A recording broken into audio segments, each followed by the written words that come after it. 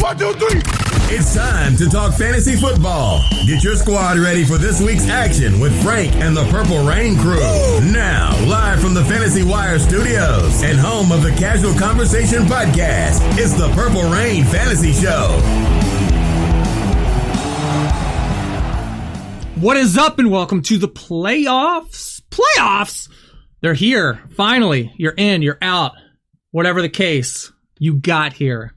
If you did make it to the playoffs this week, congratulations on the journey, my friend. But welcome to the Purple Rain Show, proud member, full-time fantasy network. You're listening to the home of the Casual Conversation Fantasy Football Podcast. And it is time, like I said, playoffs. Who is going to make it over the next few weeks? Take home the league trophy. By God, your league better have a trophy. It better be a nice one as well, because we are in the day and age, the spoiled day and age, that if you can't go online and get a goddamn trophy that is just primo, what are you playing for? Why do you run that league? Come on, good commish. We want good commissioners out there. That's the goal. Prize. Eye on the prize. Trophy smack for me is probably the most kick-ass trophy I've ever seen. I know everybody's got their preference, and I like them all, don't get me wrong, but that one, to me, is just head and shoulders above everything else. I got it this year for my league. I can't wait to nameplate the hell out of that thing, but man, one mind, one goal. So, like I said, welcome to Week 14. I'm your host, Frank B. You can find me on Twitter at FantasyWireHQ. Online at thefantasyfootballwire.com. I've got the starts and sits updated right now, and I will have the fantasy rankings right before kickoff for the Thursday night game. I try to get them early, but man, my work schedule is tough. It's hard. Sometimes I can slack at work and squeeze stuff in when the boss ain't looking. Otherwise, I got to wait till I get home. It's just too sketchy at work, and not trying to get fired, but so usually, at least by kickoff, I'll have the site ready to roll. So check that out. Bookmark it, thefantasyfootballwire.com. And that starts and sits, risk reward players, fantasy pro rankings I've got on there. I'm working on that now. I'm just putting it all together. So I'll probably have it finished by kickoff. Check it out, bookmark it. And then you can follow the Purple Rain Show and the crew on Twitter at Purple Rain Show and online at purplerainshow.com. So today, we're going to get into playoffs. I definitely want to talk some strategy. You got to get strategy. And I mean, everybody gets pigeonholed on players and who you're playing, who you're not, starts and sits. That's good. I know it's crucial, but I always like to talk strategy. I love, the hidden game, looking at that lineup, who you playing, what's the matchup say? What do the stats say? What does your gut say? And it's tough, man. This year's been tough, I think. I'm in a bunch of leagues. I'm slacking. I should have had all my records to give you guys an update. I'll do it next week, I promise. But I only made it in like 2-3 playoffs this year in 3 leagues, pretty much. The rest of them, I think I did 10 leagues. The rest of them, I either just missed it or I was completely annihilated and didn't even make it. So I think me personally, my problem this year was the bye weeks caused a lot of havoc for me because my bench players that I had to put in, or anybody I got off waivers, they just didn't cut it. Maybe it was a matchup thing for the buys, but I was rolling up until bye weeks. Bye weeks came and just shot me down. So I think it was kind of the people that I had, and I don't think I think the people, some of the players were all right, but the matchups weren't right for that week. So that set me back, and I think that's why I missed a few of the close ones. And the other ones, like I said, I do a different strategy for every league. So if I want to do a wide receiver heavy league, I'll do that in one. If I want to do a running back heavy, I'll do that in another. I'll do a balanced in one. I'll just, other leagues, I'll just try to get the biggest players I can get. Other leagues, I'm going for like a lot of high ceiling guys, and I'll just get nothing but a high ceiling roster. I just like change. I don't like having the same league. Why are you going to do 5 leagues and try to draft the same team in each league, right? I just try to make it interesting, change it up. So that's how I roll with the fantasy. But let's talk some playoffs and some strategy right out of the gate. And this episode will be a little different. I'm not going to hit everything that we normally do, but because it's playoff time, man. We want meat and potatoes right here, right? So fantasy playoff advice for me.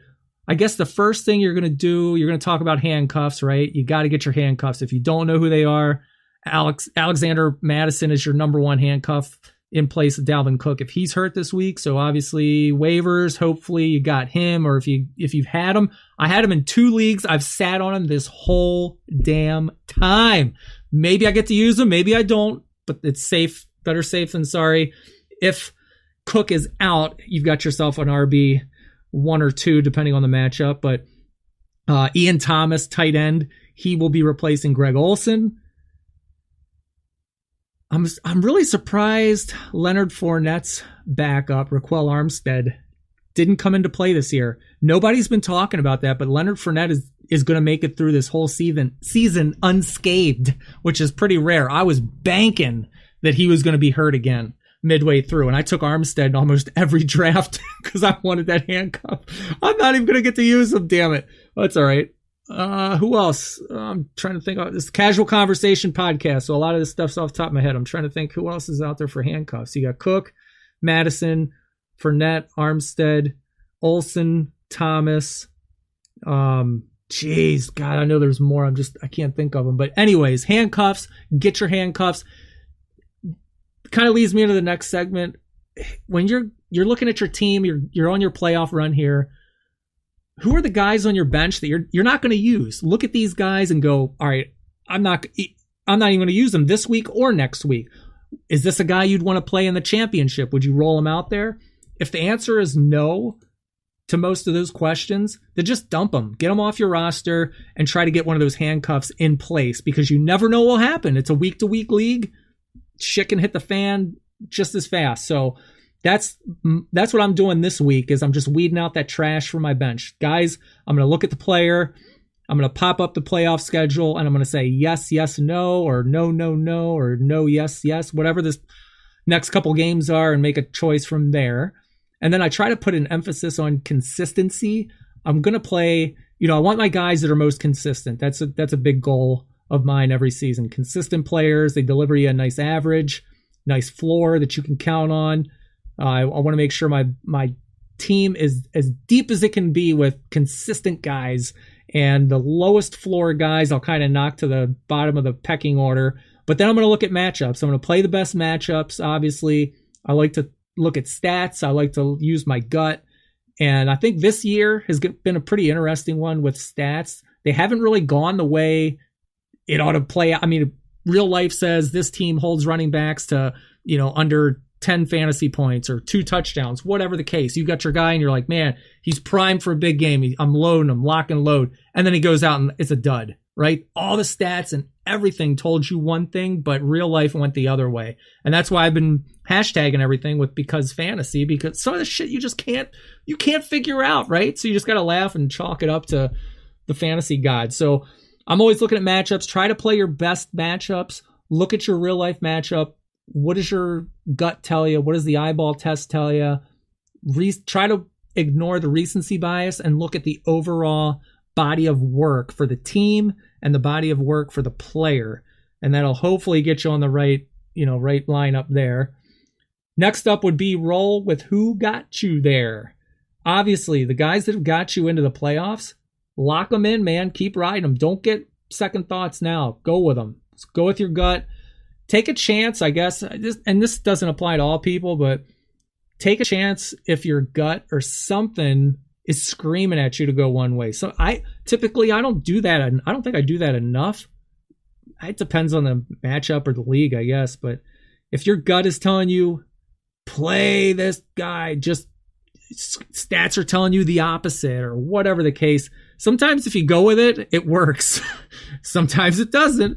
But I have found for me, the more my gut is screaming at me, I'm usually right. Usually, not all the time, but body of work usually goes the right way. So, but either way, when you're sitting down, you got your lineup set, look it over. Don't overthink it, but let it ride, man. Let it ride. Put the best one out there. Don't think, don't blink. The more time you spend tinkering with your roster, it is disaster. You do not want to do that. My man Timo 2-on-1 fantasy Football Podcast. We were just talking about that on Twitter. The more you tinker, it's self-sabotage. You're done. Don't do it. Set it, forget it, and wait. Let it ride. Be a good sport. Have fun with it.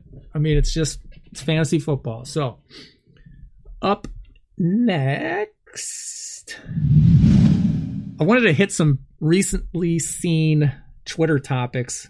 I've been seeing this, I don't know, maybe a week and a half. Number one, Week 17 championships. Who's doing that? Week 17? I've seen people going back and forth on Twitter, either for it or against it. And I'm telling you, man, I don't see why on earth you would do a Week 17 championship. That's my opinion. Not saying it's the right, but listen, if you want to be as true as you can be to the NFL league, go ahead and have your championship in Week 7. But you know what? When the players that you have that are going to get you that championship are benched because they've got a playoff spot on hold, don't bitch. No bitch to me. No bitch to me.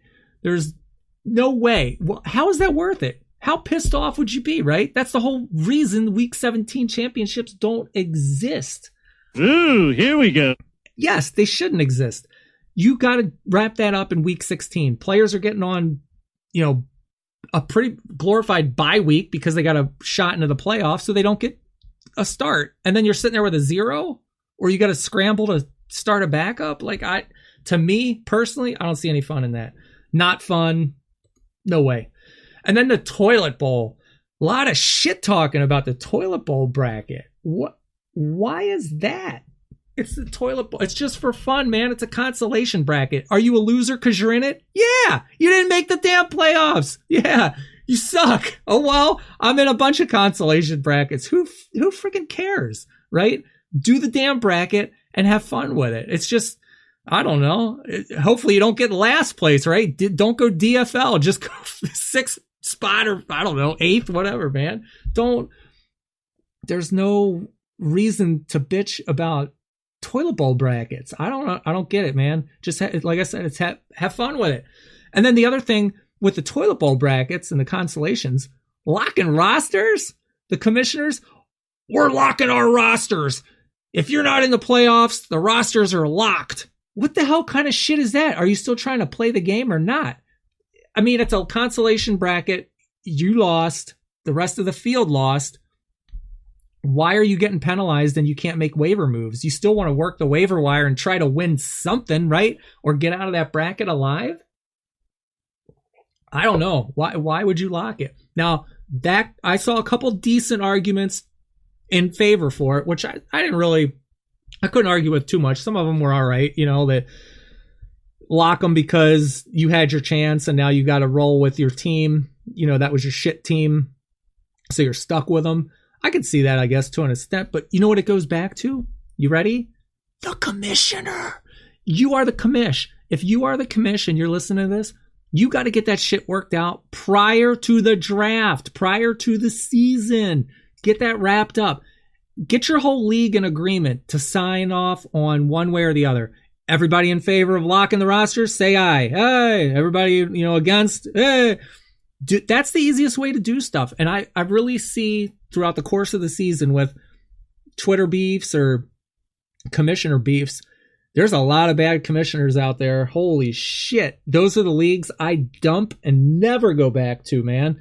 So and if you're going to start a league on your own, that's how I started doing it. Like, I was tired of being in leagues with shitty commissioners. And I'd say, if I'm a commissioner, I'm doing it the right way. And I'm not perfect, but I really try to put everything to a vote and really get everybody's input prior to the season. Do it at the draft. Get something on a lead up to the draft with ideas. Google voting poll. Oh my God. You can have all kinds of shit and then just vote on it. And then when somebody isn't happy about that, then you say, A, maybe this ain't the league for you. B, everybody voted. It's majority rules. And it's out of, there's no direct blame. The whole group, the league voted it as a whole. That's why it is what it is. And then it's so much easier. There's no headache. You got no whining and complaining. I don't like the roster. So just do it that way. Be a good commish. Put the extra work in for your league because they deserve it. You deserve it. And it makes everything much, much easier.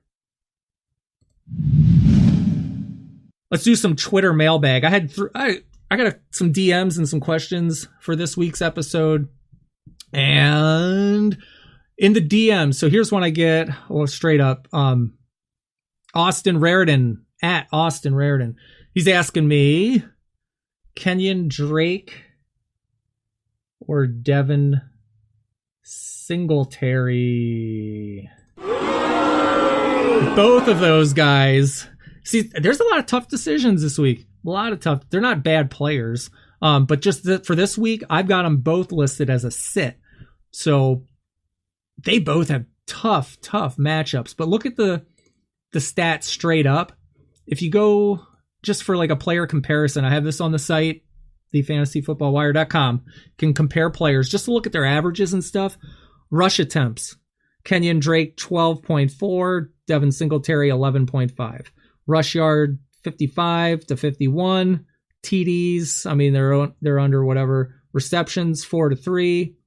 I mean these guys are pretty much mirror Spider-Man GIF pointing at each other, right? Pretty much the same. So then you look at the next phase, which would be the matchup itself. My answer, Austin, is going to be Drake. I'm reluctant to start either of them, but if it's my roster and I've got to roll one of them out there, it's Drake. He's played 4 games with the Cardinals after being traded, right, from the Dolphins. So he scored at least 13 in 2. I assume your PPR, so we'll go fantasy points in PPR. 13 points in 2 of them, and 9 or less in 2 others. So he hasn't scored a touchdown since week 9. He had his worst game in week 13 against the Rams. 13 carries, 31 yards, 2 catches, 20 yards on 5 targets. So he was involved at least, but I mean, that wasn't a good game for him. I think he struggles again this week with the Steelers. The Steelers haven't allowed a running back to score on the ground since week 5. Holy shit, week 5? So if it's David Johnson and Chase Edmonds taking work away from Drake, that could factor in. I don't think, when I say sit, I'm not saying bench this guy, he's going to suck, but I think at worst, he's like, I wouldn't start him as an RB2 or 3 in a big league. I would start him as like a flex play. I think his value is higher as long as it's PPR, but probably flex spot is the highest ceiling you can give this guy this week. And that's why I'm going to start him, because PPR, he should take some work catching the ball out of the backfield. If you look at Singletary, looking at his matchup against my Ravens, Singletary's been good. I mean, he has seen fantasy point increases each of his last 4 games, 19 points in Dallas. But this week, the Ravens come to town. It's in Buffalo. The defense for the Ravens, they've been tough on home running backs. They've allowed 3 total touchdowns and the second fewest fantasy points to the position all year. That's tough, man. I know the Ravens pretty well. I follow them super close. Looking at that defense versus the Steelers, who I also follow close because it's the AFC North, that's why I'm edging out Singletary. I'm going to tell you to play Drake, and I hope to God he gets you something, but I just see him as a good ceiling, as a good play in a flex spot. So good luck, my man, and let me know how it turns out. And if it goes the other way, make sure you tag it. #BecauseFantasy. Next up, these are some DMs. I get a lot of DMs, so I don't like to really give away the tags, just in case they're in a league and somebody else listens to you. What? So I'm just gonna say this one here I got from Chris, and straight up, this is a little different, is why I included it. Any sleepers this week? No specific matchup from Chris here, but any sleepers? Yeah, maybe you're in a bunch of leagues and you're just looking for names. So I'll give you names. I'll give you some freaking names. I'm going to go 1 per position. How about that? I'm going to go Ryan Tannehill at quarterback. I think he's a sleeper this week against the Raiders. Multiple touchdowns, 6 weeks in a row, man. How can you not like that? I know he's not at the forefront of hype, but in the sleeper world, I don't hear him getting a lot of run anywhere, really. But I'm going to put him as like a low-end starter in leagues. against the Raiders. The Raiders are allowing 25 fantasy points a game to opposing quarterbacks. Tannehill should definitely maintain here, and maybe he even runs in for a touchdown. But could the Titans even get a potential playoff berth? I don't know. We'll see how that plays out. Wide receiver, I'd go Anthony Miller on the Thursday night game against the Cowboys. Against Detroit, I mean, he had a huge game. 9 catches, 140, 13 targets. He's the man in Chicago. He's had at least 9 targets, 6 catches in 3 games in a row. I love that stat. I think he stays hot against the Cowboys. And he's like the go-to guy for Trubisky now. Trey Burton, tight end, is injured reserve, I believe. Where the target's going. I think Miller has been the beneficiary here for the Bears, and keep it rolling. He's hot. Ride the hot hand. Running back, Rashad Penny, I'd say he's a sleeper this week. I have him as like a risk reward on the starts this week, but I think he's kind of a borderline starter depending on the league that you're in. It's hard to say. He's splitting time with Chris Carson, but 18 points in his past 2 games. Week 15 performance against the Vikes, that was pretty damn nice. 15 carries, 74 yards, touchdown, 4 catches, 33 yards, and a touchdown on 5 targets. So Russell Wilson is involving him in the passing game, and he's got some pretty fair share of weapons. Decaf Metcalf, God, I love that one, right? That's going to be my fantasy team next year. Lockett's, he's been faded out. I mean, I don't know what's going on. He's sick, what have you. Something's going on with him. He hasn't been the Lockett we all know and love, but he can spread the ball around. Wilson can, and I like Penny being involved. So against the Rams, I think he's a flex play, similar to how we talked about Drake. I think Chris Carson is still your main guy and your must-start running back. But Penny, yeah, I think he's a sleeper this week. And then at the tight end spot, we talked about the handcuffs earlier. I would go Ian Thomas. It's a deep league for tight ends. I mean, if you don't have the top 3 to 5, you have nothing. So Ian Thomas is a guy you could hopefully grab off of waivers or somewhere here if Olsen is out. He's got the concussion. You got to keep an eye on it. But he finished week 13, 4 catches, 24 yards, 4 targets. So he's getting the eye. He's getting some looks. Could end up in the end zone. We'll have to see how it plays out. But he closed out last season, 14 PPR points in 3 of his final 4 games. Similar situation. I think he could do the same thing. So just kind of keep an eye on Greg Olson's concussion injury status, update, protocol, whatever. And if you need him, throw him in there. I think he's a low-end starter in like a deep league. So it's Falcons division rival, man. It's a way to go. So we can run through the slate of games for week 14, real life, and I'll talk about and pick out some fantasy players that I've had, an eye on, whether they're good or bad. And when I do these, I never do the main lock and load guys. Everybody knows the lock and load. Patrick Mahomes, Aaron Rodgers, Ezekiel Elliott, Dalvin Cook. I mean, we know the big boys. We know who we're keeping in there. So there's really no sense in talking about them. So let's jump into the Thursday nighter.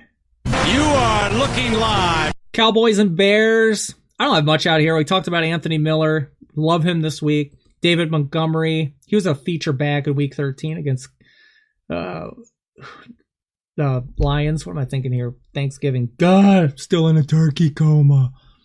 Cowboys are having all kinds of trouble with running backs here. So I like David Montgomery for a game script kind of style here this week. I'd take Miller and Montgomery out of those. You are looking live. Jets and the Dolphins, little AFC contest. Patrick Laird, he's been the hot topic. Jets are good against the run. Miami's best healthy option is Laird and Gaskin. New York gives up, receiving production like crazy, right?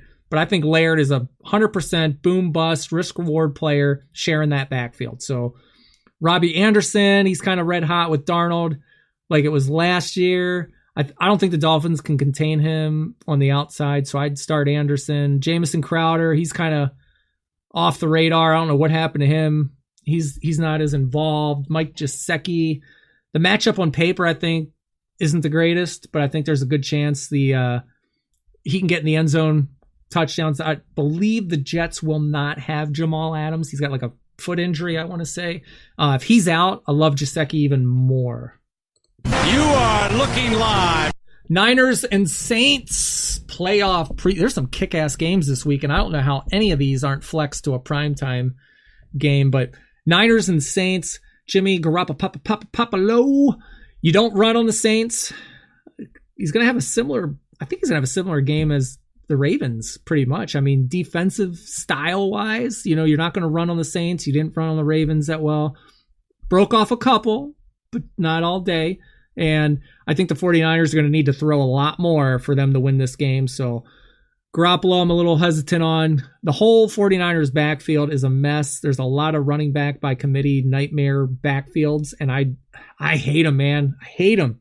I don't want to go near them.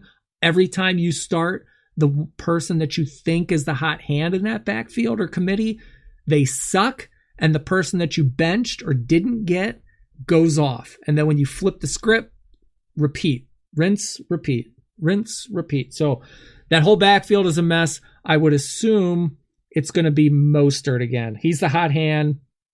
Coleman's really done nothing since that Panthers game, but I think Mostert's looked the best out of the bunch. Breida could come back from his ankle injury, but it's totally unpredictable, so take your chances. Deebo Samuel, they scheme this guy open everywhere on the field. Hopefully, if he avoids a Marshawn Lattimore coverage shadow, I think he's going to have a good game. If they put Lattimore on him and follow him all over the field, he might get locked down, but he's been good. The volume's there. He can produce. I think he's all right. Emmanuel Sanders, he doesn't look, I don't know if he's hurt. He's playing through an injury. He doesn't look like he's full speed all out to me. And who's to say he doesn't get Marshawn Lattimore attention? So with that, I'd say kind of risk reward, but I do have Sanders as a sit this week. You are looking live. Packers and Redskins. Terry McLaurin, he'll probably get Jair Alexander in coverage, and I don't know how he hasn't developed anything with Dwayne Haskins. Former teammates, how in the hell are they not on fire? They should be killing the game, right? Maybe next year. Rodgers, of course, are going to start. Washington's pretty tough to run on, but Jones and Williams get theirs. Devontae Adams is back in action. Alan Lazard, he might be a flex play at best. He could be a total boomer bust because it could be Geronimo Allison in favor this week. You never know how that plays out. So take your chances, but Adams, absolutely, he's a lock. You are looking live. Ravens and Bills. Josh Allen, he's going to have to rely on his legs to get this game done. In my opinion, the Ravens have only allowed one quarterback all season to score more than 17, and that was Patrick Mahomes in week 3. So the Ravens have held Watson, Goff, Garoppolo to a combined 17 points over 3 games. Holy shit. I don't want any type of Allen. Devin Singletary, we talked about him. Cole Beasley, I think he's going to get Marlon Humphrey's attention, same way Cooper Kupp kind of played out, so I don't see him doing too much. And Mark Andrews, I think he's totally touchdown dependent. He's going to get the targets. He usually does. He got pretty damn lucky with that touchdown in the Niner game. So I think the Bills are going to be a little harder on him here at home. We'll see. Mark Andrews, it's a risk-reward play there. You are looking live. The battle for Ohio. Bengals and Browns. Baker Mayfield, he's going to go against the Bengals defense. 10 total touchdowns and an average of more than 20 fantasy points per game. So you got to like Baker, Jarvis Landry. He's been hot. Sorry, it's not Odell Beckham leading the way for Cleveland. That's pretty crazy. Everybody was predicting Odell would take that offense over, but Jarvis Landry's been killing it. 13 fantasy points in 5 straight games. Bengals have allowed 7 TDs and more than 20 fantasy points to the slot. So you got to think Landry's going to go off. Tyler Boyd, he's back in business with Andy Dalton. Kareem Hunt and Chubb together. I got one league that I'm starting both of them. I think Hunt would score at least 10 plus fantasy points for the 5th game in a row. Cincinnati's allowed backs to score or gain at least 100 in 11 to 12 games. Holy crap. So yeah, you got to roll with the Browns backfield there. You are looking live. The Panthers and the Falcons, little NFC South action. Matt Ryan, a little limited without Julio Jones.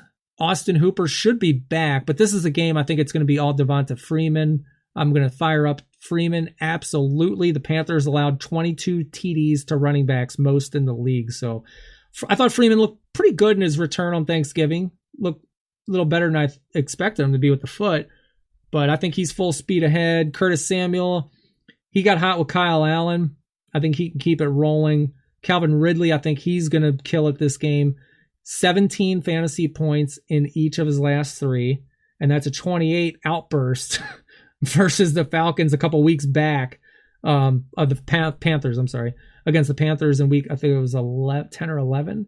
The Panthers have allowed the 5th most catches to wideouts over the last 4. So you fire up Ridley.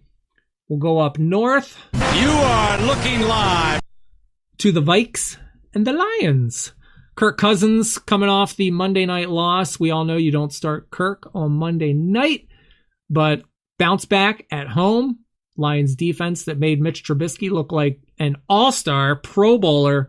You gotta like Cousins here. Their earlier contest, Cousins beat them for like 29 or 30 fantasy points week 7. So hell yeah, fire up Cousins. I'm not worried about it. I would trust it.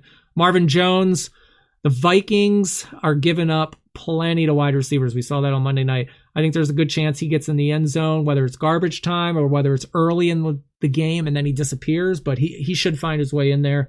Kyle Rudolph, without Adam Thielen, I love him in the red zone yet again. The Lions really don't have a good goal line coverage against, who are you going to take? They're going to have to stop the run. Obviously, whether it's Cook or Madison. Without Thielen, I like Rudolph more. With Thielen, a little less. You got to see how that plays out on the injury wire. You are looking live. Broncos, Texans, Phillip Lindsay. I've heard a lot of talk about him. Either love him or hate him this week. I think he's a flex play. The Texans defense surrendering an average of nearly 28 fantasy points a game to backs. They've allowed a top 10 runner in 3 straight contests. I'm going to fire up Lindsay. I got him in 2 leagues. I need him to play, so I will run him out there. Hyde and Johnson. I know the Broncos Derek Wolfe is out on the D line, so it makes me like Hyde a little bit more. But their usage is like it's another kind of half a committee, man. I don't know what to. I guess I'd trust Hyde more than Johnson if the game gets away, which I can't see it going crazy. Are the Texans going to get in a deep hole and have to pass their way out of it? Shouldn't have to. So I don't like Duke Johnson as much, but I'd go with Carlos Hyde. I think he's a boomer bust kind of play. You got to see how the game script plays out. You are looking live. Seahawks and Rams, NFC West battle. DK Metcalf. He's been pretty solid. As long as he avoids Jalen Ramsey, I think he's all right. But I don't know if Ramsey's taking Lockett or him. How's that going to play out? I can't remember the first matchup. I don't get a lot of Seahawk games being in Wisconsin. It's always Packers, of course, Cowboys or Steelers. But I like DK this week. Brandon Cooks, he's a sit. Cooks has failed to score double-digit fantasy points since week 4. You can put it on the board. Yes, week 4. Yes. So I am not starting him. Jacob Hollister. The Rams linebackers and safeties are pretty decent in coverage. I think they can contain them, but you have to love 7.3 targets a game over the past month. You got to consider them. Absolutely. Only Zach Ertz and Travis Kelce have more targets. So Hollister, I do like him. We'll head back down south. You are looking live. Colts, Bucks, Jameis Winston. No touchdowns, no picks. 268-yard day against the Jags? What the hell is going on there?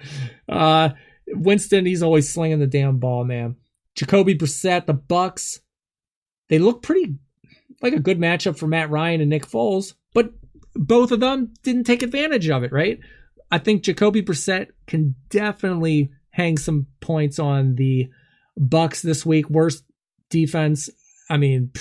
He's got weapons with Doyle, Pascal. I don't believe Marlon Mack's coming back. We got to keep an eye on that injury. But backfields on both sides of the ball, your guess is as good as mine, man. I have no idea. No idea. I'm not even going to touch it. Don't want to go near it. But Zach Pascal, Colts play the Bucks.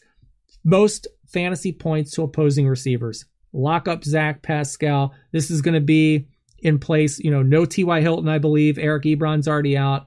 In his first game, filling in for Hilton and no Ebron, he had 10 targets, 7 catches, 109 for yardage, and that was against the Titans, who have been pretty decent in containing passing games. So I like Pascal quite a bit. You are looking live. The Jags, the return of Minshew Magic against the Chargers. Gardner Minshew, he's got a tough match. The Chargers are getting both safeties back. They've allowed fewer than 14 fantasy points. The only thing that's going to get his ass by is his 28.6 rushing yards per game. So he's going to have to get it done with his legs. Hopefully he can throw a touchdown or two.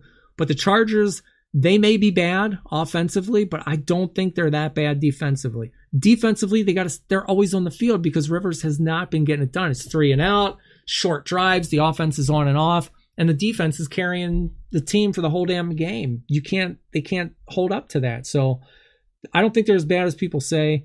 Mike Williams for the Chargers, he's been pretty much big plays or bust, right? He came through against the Broncos, but we'll see what happens. Jacksonville, I think he's got a shot, but it's pretty big play, boomer bust type guy. D.D. Westbrook, they can slow him down in the slot, but I still like him this week. Tyler Higbee, he had a big game last week without Gerald Everett. If Higbee's going again in place of Everett, I think he's third on the pecking order of that offense, right? Because it's Kupp, it's Woods, and then it's Higbee. So that's kind of how I would see that playing out in the passing game. You are looking live. Steelers and Cards. We talked about Drake earlier. Devlin Hodges, Duck Hodges. I think he's going to be aggressive this whole game.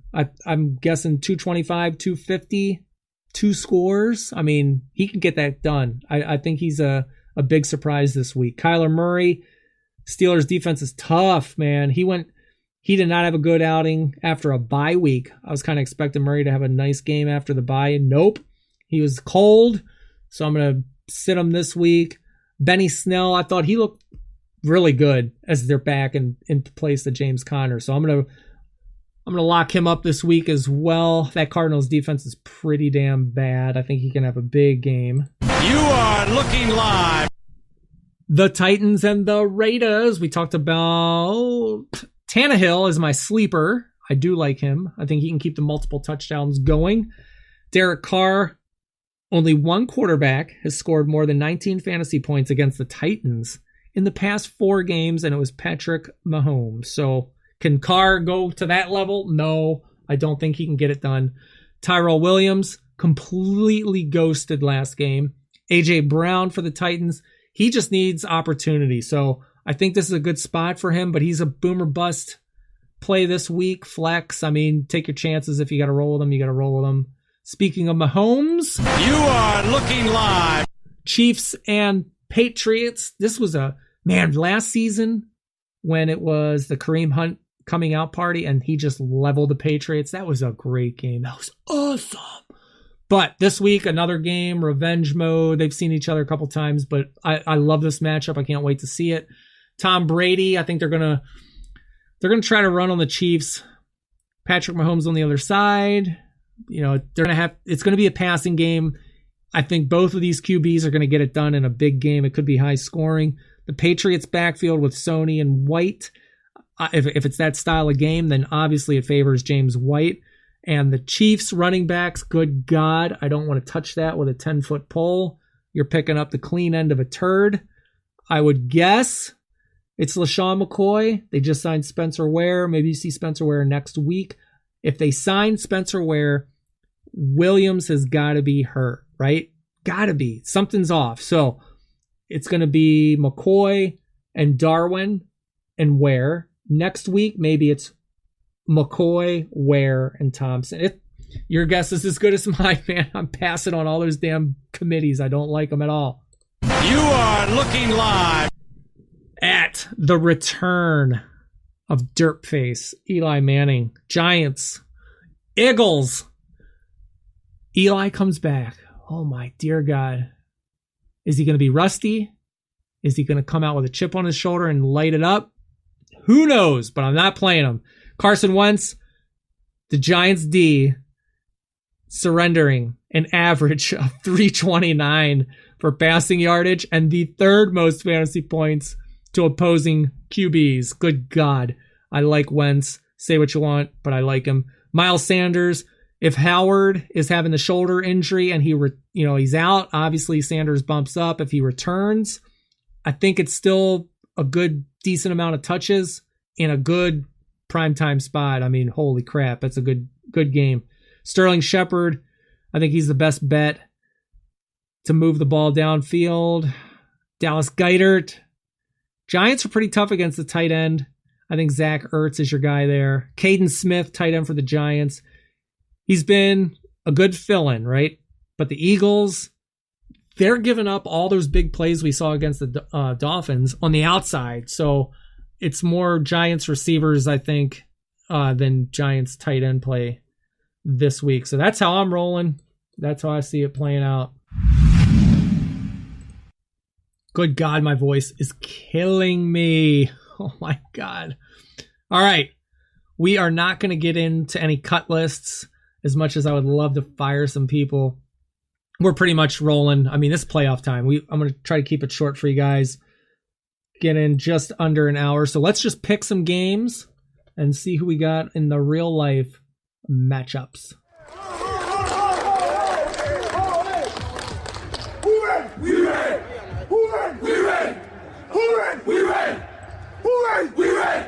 What kind of horse y'all got? Lion horse. What kind of horse y'all got? Lion horse. What kind of horse y'all got? Lion horse. Y'all boys ready? Yeah. Y'all boys ready? Yeah. Y'all boys ain't ready? Yeah. Somebody light me up.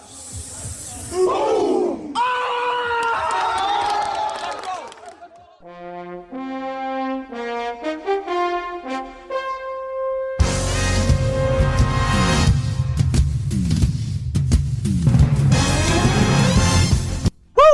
Let's go. Cowboys, Bears, Thursday night.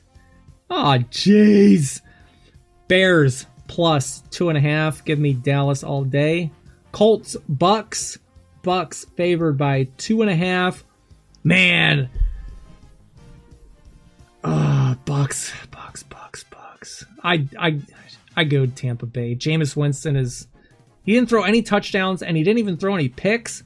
That's telling me he's got to come through this week with a couple scores. And the Colts they're not reeling, but man, they go back and forth. Ravens and Bills. Oh my dear God. It's Baltimore, gentlemen. The gods will not save you.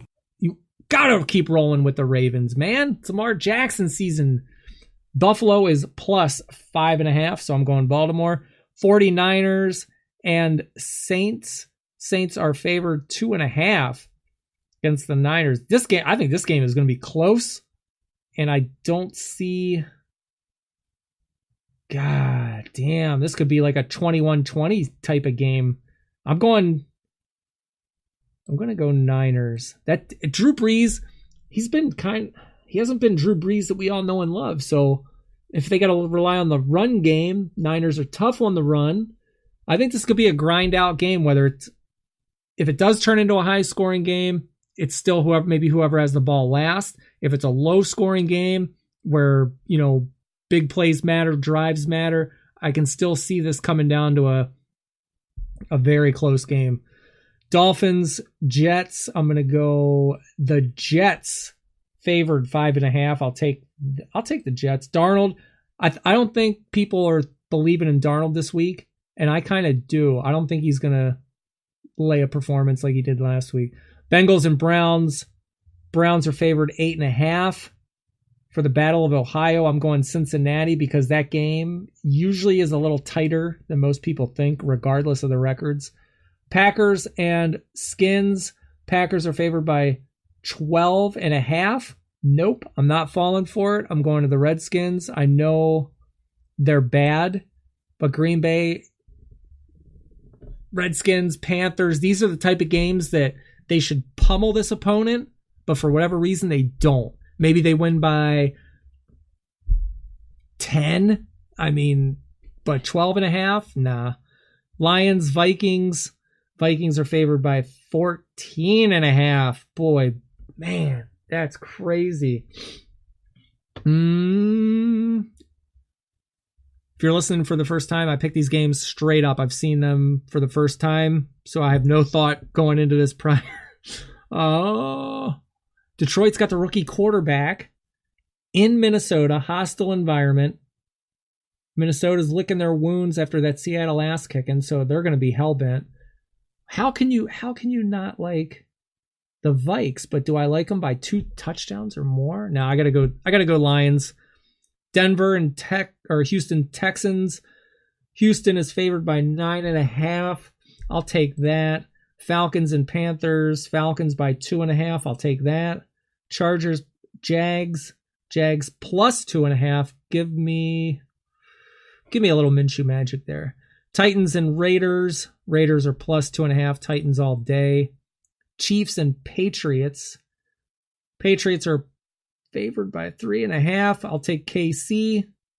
KC's defense, don't look now, but they're getting better. Each week, they're making plays, turnovers. They got some swag. I like them. Nobody's talking about them, but I like them. I think they're getting better at the right time. Steelers and Cardinals. Cardinals are plus 2.5. I'll take Pittsburgh. Seahawks and Rams. Rams are plus 1.5. I'll take Seattle. Giants and Eagles. Eagles are favored by 8.5. And if Eli Manning is back, give me that 8.5. Those are my picks right there. I'll lock it up. Lock it up. Lock it up. Purple rain, purple rain.